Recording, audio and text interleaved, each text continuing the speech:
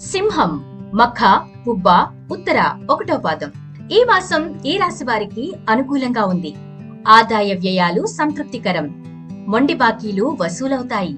విలాసాలకు వ్యయం చేస్తారు. గృహం సందడిగా ఉంటుంది. పనులు సానుకూలమవుతాయి. కీలక పత్రాలు అందుకుంటారు. సోదరుల మధ్య కొత్త విషయాలు ప్రస్తావనకు వస్తాయి. మీ ప్రతిపాదనలకు స్పందన లభిస్తుంది. సంతానం అత్యుత్సాహాన్ని కట్టడి చేయండి. నిర్మాణాలు, మరమ్మతులు చేపడతారు. విలువైన వస్తువులు జాగ్రత్త. బాధ్యతలు అప్పగించవద్దు. చెల్లింపుల్లో మెళకువ వహించండి. ఆప్తులతో సంభాషిస్తారు. ఒక సమాచారం ఉత్సాహాన్నిస్తుంది. అవివాహితులకు శుభయోగం. విద్యార్థులకు ఒత్తిడి అధికం.